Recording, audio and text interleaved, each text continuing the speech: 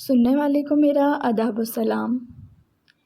کمرے میں جلتی ہوئی خوشبودار موم بتیوں کی ہلکی ہلکی روشنی دیواروں پر رقص کر رہی تھی۔ بارش کی بوندیں کھڑکی کے شیشے سے ٹکرا کر ایک مدھم سا ساز چھیڑ رہی تھی، اور اس ساری خاموشی کے درمیان صرف دو دلوں کی دھڑکنیں تھیں، آہن اور دعا کی۔ دعا آہستہ سے بیڈ کے کنارے بیٹھی تھی۔ اس کے کھلے بال کندھوں پر بکھرے ہوئے تھے۔ آہن اس کے بالکل قریب آ کر رک گیا،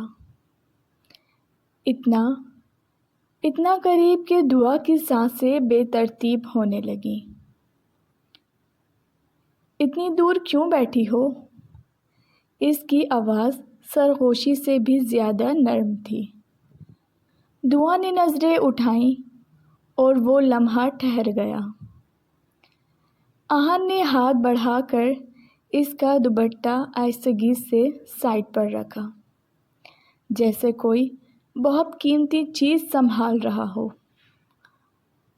اب بھی مجھ سے شرم آتی ہے؟ وہ مسکرایا۔ دعا کے لبوں پر ہلکی سی مسکراہٹ آئی، مگر دھڑکن تیز ہو گئی۔ اگلے ہی لمحے آہن اس کے بالوں کو پیچھے کرتا ہوا اس کے اور قریب آ گیا۔ اس کی سانس دعا کے چہرے کو چھو رہی تھی۔ تم میری زندگی کی وہ دعا ہو جو قبول ہوئی ہے۔ اس نے اس کے ماتھے پر لب رکھ دیے۔ دعا نے آنکھیں بند کر لیں، جیسے وقت یہی رک جائے۔ وہ دونوں بیڈ پر ساتھ ٹیک لگا کر بیٹھ گئے۔ دعا کا سر آہن کے سینے پر تھا، اور آہن اس کی انگلیوں سے کھیل رہا تھا۔ پتہ ہے، جب تم پاس ہوتی ہو تو مجھے دنیا کی کوئی چیز یاد نہیں رہتی، آہن نے دھیرے سے کہا، اور جب میں دور ہوتی ہوں؟ دعا نے شرارتی انداز میں پوچھا۔ آہن نے فوراً اسے اپنی باہوں میں کھینچ لیا۔ پھر سانس بھی ادھوری لگتی ہے۔ دعا کا چہرہ اس کے سینے سے چھپ گیا۔ بارش تیز ہو چکی تھی۔ کمرے کی روشنی مزید مدھم ہو گئی۔ آہن نے دعا کا چہرہ اپنے ہاتھوں میں لیا۔ تم میری بیوی ہو، ہمیشہ، دعا نے اس کی آنکھوں میں دیکھتے ہوئے کہا۔ ہمیشہ ان کے درمیان فاصلہ ختم ہو گیا،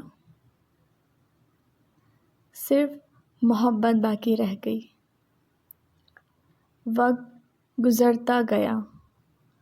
وہ دونوں ایک دوسرے کے حصار میں لیٹے ہوئے تھے۔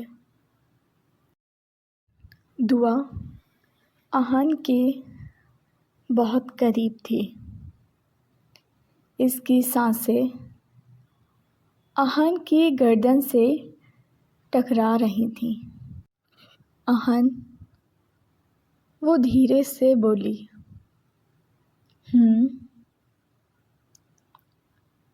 اگر یہ خواب ہے تو مجھے کبھی مت جگانا۔ آہن نے اسے مزید قریب کر لیا۔ یہ خواب نہیں، میری حقیقت ہو تم۔ رات اپنے آخری پہر میں داخل ہو رہی تھی۔ موم بتی کی لو مدھم بڑھنے لگی، مگر ان کی محبت کی روشنی اور گہری ہو گئی تھی۔ دعا آہن کے بازوؤں پر سر رکھے سو گئی، اور آہن اس کے چہرے کو دیکھتا رہا۔ میں تمہیں کبھی خود سے دور نہیں ہونے دوں گا، اس نے آہستہ سے کہا اور اس کے بالوں میں اپنا چہرہ چھپا لیا۔ کمرے میں اب مکمل سکون تھا، دو دل ایک دھڑکن بن چکے تھے اور محبت اپنی مکمل حد کو چھو چکی تھی۔ اگر آپ کو ناول نائٹ کی کہانیاں پسند ہیں تو پلیز ناول نائٹ کو سبسکرائب کرنا نہ بھولیے۔ رکھیے اپنا بہت زیادہ خیال۔ اس طرح کی رومانٹک ناول سے جڑے رہنے کے لیے سبسکرائب کرنا نہ بھولیے۔ اجازت دیجیے، اللہ حافظ۔